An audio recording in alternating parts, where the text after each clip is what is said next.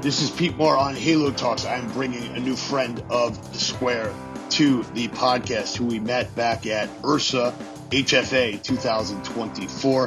Meghann Repspark. We're going to talk about retail. We're going to talk about e-commerce, and we're going to talk about how you as an owner-operator can actually leverage your membership base, your community, and your retail square footage in the easiest and most efficient way. So, Meghann, good to see you again, and give us your background on how you got to this place. Yeah, great to see you too. So just to start, we are a software platform. We provide B2B e-commerce to really provide a way for brands. So that could be brands that are in a boutique gym or a golf shop.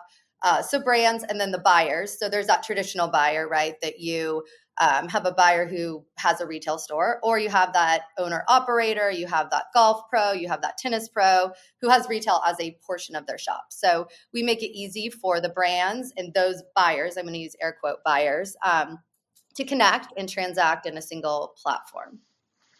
Yeah, so most of the studio operators that we work with or that we've met with, every day is a fire drill. Yep. Hey, this is like ancillary revenue. It's an opportunity. I know it's high margin, but I just don't have time to get to it. Intuitively you'd say, okay, I've got a health club. I've got 1,000 people that come through here a day, or a studio. I've got like 200 people who are part of my cult that come here, and they're kind of passing through the pro shop, and the studio operator is not like necessarily knows what's on trend. Like a lot of those shelf space is not really thoughtfully put out. So a lot of groups that you would think would have like 30% of their revenue coming from, retail or some component, it's like 7 to 10%. And I think a lot of it, they fire sale. So like, what are some of the things that you've seen where you say, hey, look, I come to you and I say, hey, Meghann, that's great, but retail's never worked for me. And I feel like it's supposed to be a profit center. It's a cost center. So how are you going to help me do that? Yeah, for sure. So what we oftentimes see as well, these owners and operators aren't, buyers, merchandisers by trade. They do, as you mentioned, have a very unique opportunity because they do have a membership. They're guaranteed to have, X number of people come to their actual location every single day. So we do feel that they have a unique opportunity, but they just, like you said, they don't know how to do it. They need it to be easy. They need it to be seamless. They need to be able to quickly and easily place at-once orders. They need to have a finger on the pulse of inventory. They need to maybe stock 2-3 sizes of a product, but then be able to order it in different colors, maybe then be able to order it in different sizes. And they need to make it easy. They don't want to call a sales rep. They don't have time. They really don't have time to call a rep for the brand and say, can you come visit my shop and show me what you have in your catalog? These owner operators have a really unique opportunity that they get to know their members. And if they keep track of what they're wearing, what they're carrying, if they take a shower and go back out of the gym, what they're wearing as they leave the gym, if they have a purse, a bag, they have a really unique opportunity to get to know those members and be very intentional of the retail that they're stocking in that store. So when you think about e-commerce, and you think about like a B2B e-commerce player or platform. If I'm a health club operator, I got 6,000 members. I know that 10% of those members are on a treadmill. I know they're probably buying sneakers, every quarter. What are you doing on your end to be like, hey, look, I know what your traffic is. I kind of know what category you're in. I know what modalities you have going on inside. And then basically I'm saying like, put this in your pro shop, or let me like curate your e-commerce store because I know the behaviors and the utility of what people want to buy. Are you basically like looking at the data, or you're waiting for them to feed you some information? How does that work to like leverage the information? Yeah. So if we have that information and can get it back from some point of sale type system, then we can start doing those type of recommendations. We also we have a whole recommendation algorithm where if that club logs in, we know what they purchased before, more what they purchased, not their sell through, but their sell-in. So we know, they do really well. They always reorder this certain brand. Well, here's 3 or 4 other brands similar to it. They are a pro shop, a boutique gym in this geographical location. Okay, we know what's trending in that location. But it's really the onus is on the owner operator to get close to those members and understand what they want. It's really the ease of ordering, the recommendation engine. But Pete, we don't necessarily ingest all that specific club member data unless they have a platform where we can, ingest that POS data, and then we can start making some really smart recommendations. Gotcha.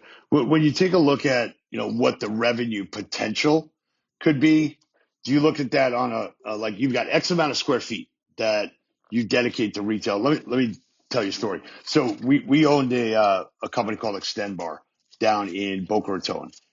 We probably had a 4,000 square foot facility. I'd say about 1,000 of it was dedicated to the retail. And whether it was Lululemon, whether it was Extend Bar, branded.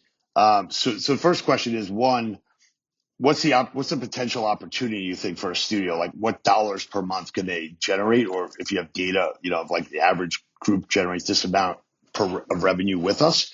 And then the second question is, how much of it do you think should be branded from that location? Are you taking over their branded materials as well, or any co-branding? Yeah. So to start with the branded part, we support the brands that do customization. So in RepSpark on the Okay. brand side, we support a whole customization model where that boutique gym could log in, they could be looking at Nomadix towels or whatever, and then have the capability to customize and put their logo on it, put their branding on it. And we see that as a great marketing opportunity for these gyms. I mean, they usually have some sort of community that I go to Radiant Hot Yoga here in Newport Beach, and big fan. And you get members there, and they're ride or die. They want to post that marketing material everywhere. So we look as that Hmm. as a there's a revenue opportunity. There's also marketing opportunity there. So the boutique gym could log in. They could go into our community area. They could filter down for apparel, for consumables, for mats, for footwear that are on that platform, and then they can also filter down to ones that support customization. So it makes it really easy for them to filter those down. Yeah. So they're obviously, if you're not part of a franchise organization, you got like one or two or three studios. For you to like call up Lululemon, or Nike or Adidas and say, "Hey, we want to do a promotion with it." They might take your call and say like, "Yeah, when you get to a certain size, we'll talk about it." Are there rules related to, and I don't know what kind of enforcement there is, but Lululemon, I'm going to take, or Aloe, right? I'm going to take their gear. I'm going to buy it from you. And then I'm basically going to have it like embroidered, Yeah. without asking them. Is like, what's the rules on that now? Is that allowed? Or is that like a co-branding, like, infringement? Yeah, so you're not really allowed to do that. And most of Okay. the brands like an Aloe or a Lulu would get upset about that. So Okay. what we would offer is we support a lot of brands that will do that for you. Like Task is a really cool brand that's in the space that will customize and put logos and embellishments and screen prints on the product. And they would With be able their to logo take also? yeah, with their logo also. Okay. So it's really big Gotcha. in golf. If you think about it, every pro shop you've ever been in has like the golf club logo and then Peter Millar or Johnny O or something on it. So there's a lot of leisure wear brands that will do that too. Maybe not the size of a Lulu or an Aloe, but smaller ones that are really unique to retail locations that will put that on there and work with the clubs. They don't require 50, 100, 10,000 units. They're built to do that for 10, 15, 20 units and then reorder it time after time. So, from a working capital and cash flow standpoint, what does a studio need to do? Is this a traditional, hey, you're buying product, you're buying it wholesale, it's cash on delivery, COD, or is it, I have terms with you because obviously, there's a finite amount of cash and a lot of people have things tied up and things that don't move. Yeah. So what's really interesting is with wholesale, and a lot of people don't know this, typically you can get good terms. So you can get like a net 30, net 15, net 60, depending on, who you're ordering from. So that's super brand specific. That's not really something we would determine. But that could be worked out between the boutique gym and the brand. But most people do check out on terms. They get terms, they get net 30, net 15. We also offer an extension of the traditional, in-store platform where it's a pop-up shop or a microsite. So those are used a lot for trunk shows, for like a holiday special, for special event, a Mother's Day event, something like that, where the club actually doesn't even have to stock that product, but they would work with Mhm. a brand to do a pop-up shop. So it's like a B2B2C. And those transactions could be set to the member number of the member that's shopping. You could have somebody on site from the brand and have members there just, ordering, or it can be completely digital, where the club, the boutique gym can put together their own microsite, blast that out to their members, and their members can shop. And essentially, they never have to hold the inventory at all. Gotcha.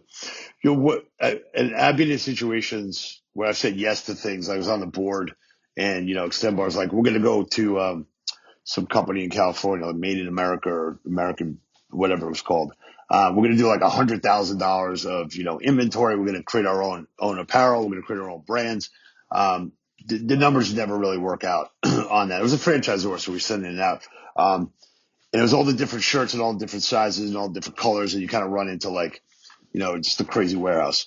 Are there certain items that you're like, look, if you buy these, they're going to move? Okay. So like with Gold's Gym, I said, why don't you go buy some old school headbands, that I have a couple here somewhere. Buy like wristbands, headbands, keychains, cell phone cases, with your logo on it. What are some of the things if I say, look, I'm not stocking apparel because I just don't, I'm not in the apparel game. I don't want people to like hang out here and like shop. I just want to like have them buy things that they're excited about. Almost like when you go to a New York Giants game. Well, let's say Ranger game because it's hockey season. When the Rangers win, I go and buy like a hat, or I go buy like a puck. Yeah. Or I buy something that like is like not. I'm not making it like a decision like how many times I'm going to wear this jersey. Like it's $300, right? Because I'm 52 years old. I can't really wear a hockey jersey that much around. It look weird, right? So what are some of the things that you say, like, look, I'll tell you, this stuff moves, and this stuff, like, you got to work at moving, or, people got to really love your brand in order to wear it. So how would you answer that question?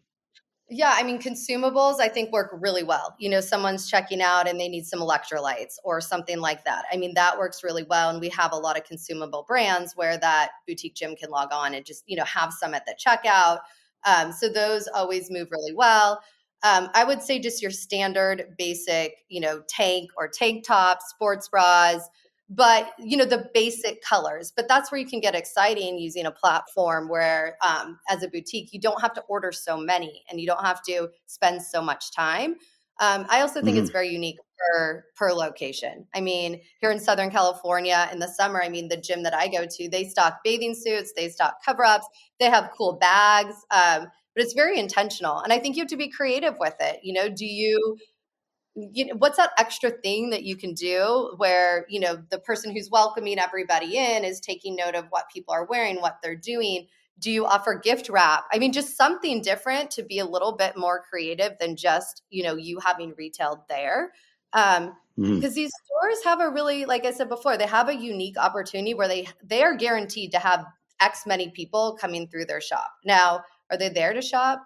Maybe not, but if you are creative, they will, and offer those things. Even things like candles, we've seen those do Yeah. really Okay. That's well. another great example. Yep. Accessories like bracelets. We have a brand called Pure Vita that does really well in these types of stores. So it's not taking up so much space. And it's also really important to move things around. So if you have 3 or 4 locations, move things from location to location so it looks like it's always new and fresh. We talked to a boutique owner. It was really interesting. He was like, I use it as my welcome mat. So I think of it as marketing, but I also think of it as my welcome mat where somebody gets the vibe of our gym by coming in and kind of seeing what type of items that we're stocking. Gotcha. With Extend Bar, we sold a lot of socks. Socks, yeah. The grip socks. Yes, that was a big deal. Back to the question of what percentage of the revenue, if you could disclose it to us, or dollars. I got a 3,000 square foot location. I'm doing 6 classes a day. I've got 300 members. A lot of these groups that we see, it's kind of like an other revenue line. It's not even like they don't even like put down like e-commerce or pro shop sales because it's not material. What have you seen is like, can I make 5-10 grand a month in revenue, as a studio operator? Like what would you say, what potential could this be? Obviously there's no additional cost to me, right? Except for, refilling the stock, and can I really do anything with that other square footage, or is it kind of retail or nothing as a revenue per square foot? So is it a $5,000 opportunity? Is it 1,000? Is it 10,000? Like what are some of the aha moments where you say like, hey, wow, this group's crushing it. Maybe there's some special sauce that they have, but just let us get in there, give you ideas, and this is going to move if it's presented properly.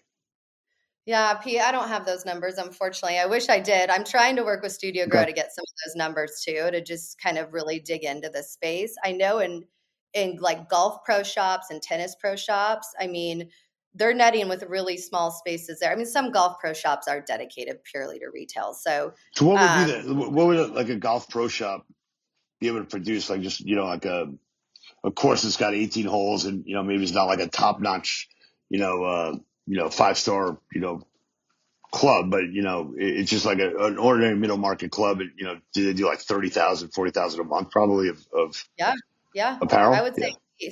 at least. So, it's different, but it's not. If you do it right, and you can be active, but you have to have a strategy. You have to have, be intentional about it, and you have to know your members, know your membership. What are they going to want? Is it a lot of moms at your club, where maybe if you have some kids stuff there, it'd be really cool. They're looking for, you have to think a little bit outside the box than just, um, you know, socks or mats or something that would be really apparent. And I think that's where there's a huge opportunity here. But again, you have to be really intentional about it. If you're just going to have that Yeah. black tea and the this, you're probably not, it's not part of your strategy. It has to be part of your revenue Yeah. strategy. Has any of your clients kind of wrapped this into some kind of like reward points or any kind of program where, they're spending a certain amount that's giving them a certain benefit, or, if they buy something from the club that is branded. I mean, they're basically like, a free influencer, or, an unpaid or paying influencer. They're paying to like influence your brand on your behalf. Yeah. Have you seen people like wrap that in? And the reason why I ask is because there was an iteration of this e-commerce inside of health clubs back in the day, and they had like a kiosk, and a screen, and it's like, well, nobody needs that anymore. They have their phone, Yeah. so you don't really need to put a device in there. So is there anyone like using this and kind of saying like, hey, buy from me more, or get a free class or something if you use our e-commerce platform? I'm trying to think about like, what's the hook? Well, so it's not necessarily that, but they will do like with these microsites or these pop-up shops, they'll say, as a reward for doing this many classes, or, a March challenge or something like that, for this specific set of merchandise, you get 10% off or something like that. And the club completely benefits, or the boutique gym, because they're never stocking that inventory, but they'll work with the brand to put together this microsite pop-up shop, and that's kind of the reward. And now they can decide whether they want it to be customized, logoed or not. And then the members get to choose from that selection of product as part of, their winning, if you will. So we see a lot of boutiques being successful with things like that. We work with a company called Promotion Vault, which does gift cards and also does store value and like instant gratification and recognition for employees. One of the things we were tinkering with was this idea of like an employee saying, higher dose, because we talked about it at Ursa, and that's infrared sauna products and face masks. Like, so we were thinking about saying like, okay, if let's say there's a woman that works at a studio, and she says, look, I really want this face mask, which is a $349 purchase. How does the company potentially like build up to say, okay, we're going to put a certain amount in your account for reaching your membership targets, meeting your net promoter score targets, and at the end of that 4 months, like, bam, you've earned your face mask. Is there anything? I don't use this, like, people put like wish lists up on like Amazon. I just Yeah. buy shit when I need it. But anyway, like, is there something that maybe like gets incorporated here as like, we're going to fulfill your rewards with apparel, like as part of a challenge? I'm just thinking out loud of like where this goes, because I feel like there's a hook here, but you got to convince these studios to do it. A lot of them probably come in that have not been successful with apparel or pro shop, and are probably like a little bit of a naysayer.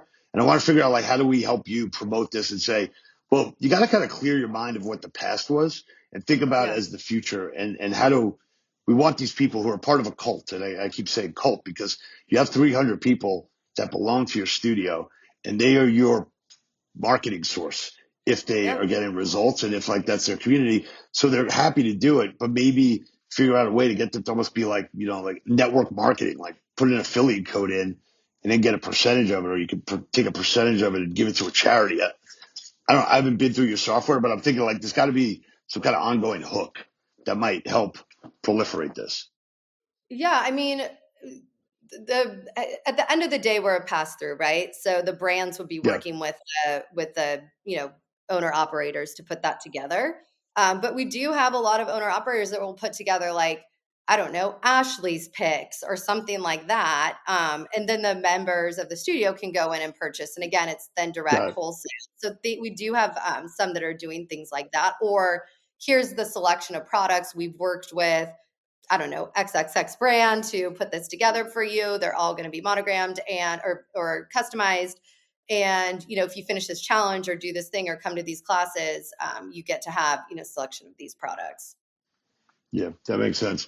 Yeah, I think I've done a couple of like soul classes where it's like a 20-day challenge. I get like a nice little hat with that little pom pom on top.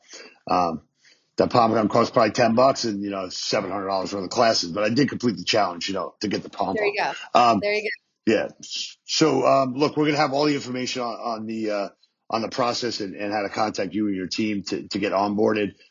Before we do that, if you get us any materials, on what brands you work with, or the whole wholesale pitch and how the platform works. And then the last question is, if I want to onboard, how long does it take to do that? How many hours does it take to onboard with RepSpark or Days?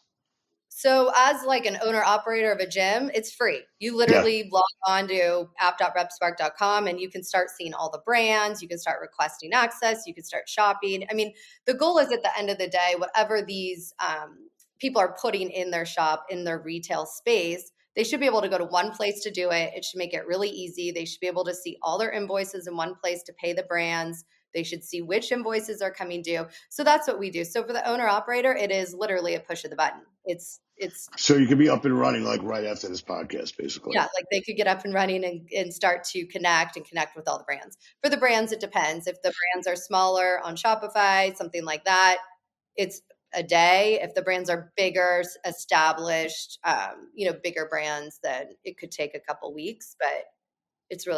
But for these owner operators, you literally log in, you get accepted, and you can start essentially kind of shopping and thinking about what you might fill your retail space with that might be very lucrative and exciting. Great. Well, we've been preaching revenue per square foot, optimize your platform, and try and get as much going through the four walls and outside the four walls. So I'm glad you were able to come to Ursa and we were able to connect in Yeah. person. It'd be great if Eric was on, but that's okay if he couldn't make it. Just kidding. Thanks for listening. As our first listener of this podcast live. We'd love to help you get this proliferated throughout the studio. So anything that can help them optimize their revenue is music to our ears, because we're trying to help them raise capital. And the more revenue I have per square foot and the more EBITDA, the more likely it is that investors are going to say, hey, I like your model. Let's go build another one. So Yeah. thanks for Yeah. getting involved. Good to see you, and appreciate you guys helping out. Thanks so much. Awesome.